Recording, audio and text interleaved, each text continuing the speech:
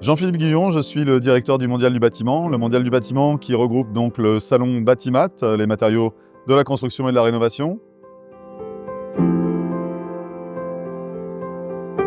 Cette édition 2024 est placée sous le signe de changer de perspective, autour de 4 grands axes: l'adaptation, l'innovation, les territoires et les femmes et hommes du bâtiment.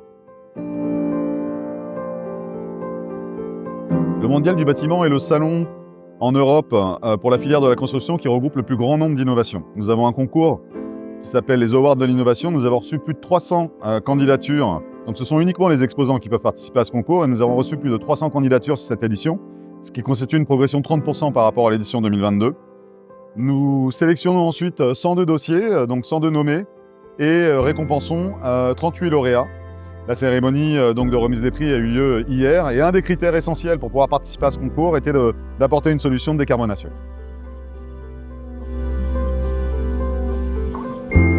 Alors à travers le concours des Awards de l'innovation, puisque c'est une mise en avant de l'ensemble des lauréats, ce sont des innovations, quelle que soit la taille de l'entreprise, c'est important, nous on ne prend pas en considération le fait que ce soit une grosse entreprise, un petit. Ce qu'on récompense c'est l'innovation, c'est le caractère innovant de la solution.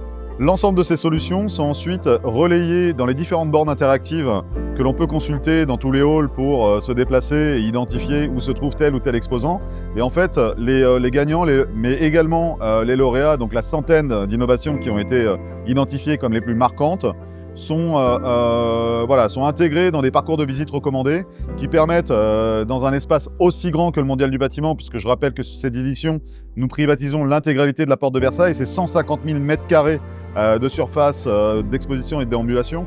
Donc c'est un parcours compliqué si on n'est pas bien préparé dans sa visite, mais néanmoins on met quand même en place des bornes, on met en place des catalogues qui permettent d'identifier où se trouvent ces innovations pour accéder plus facilement aux exposants et ainsi avoir le temps sur chaque stand de pouvoir se faire présenter l'innovation.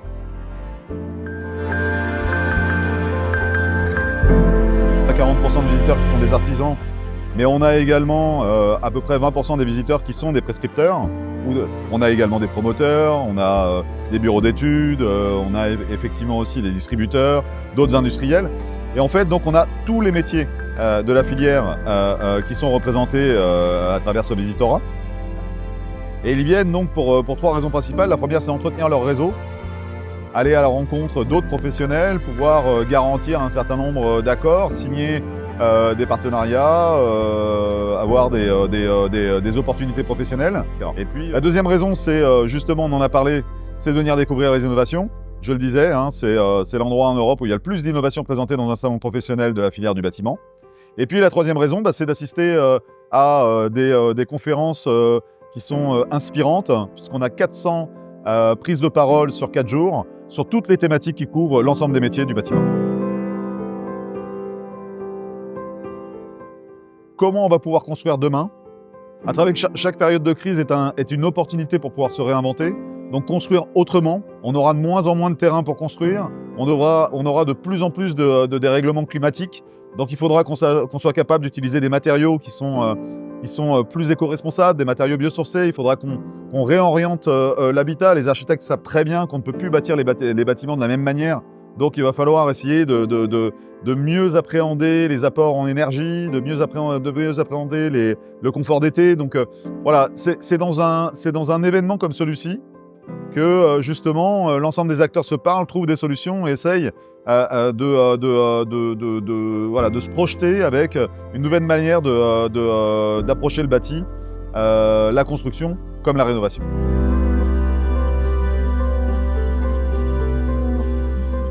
Les impressions sont très positives. On pouvait craindre que le fait que la filière soit dans une situation difficile, ça freine un petit peu le visitorat. Or, on a ouvert hier, on avait déjà un record d'affluence hier et aujourd'hui c'est plein. Donc je pense que ça va être une édition où on va, je l'espère, je croise les doigts, mais en tout cas avoir une forte augmentation de la volumétrie de visitorat. C'est vraiment ici que tout joue et c'est pour ça qu'on a aussi 20 à 30% du visitorat qui vient de l'étranger. Beaucoup le Maroc est notamment un de nos 5 pays avec le plus grand nombre de visitorats, même je crois le premier ou le deuxième. Donc ça montre à quel point les choses se discutent, se décident ici, mais au profit de bien plus de pays que le simple marché français.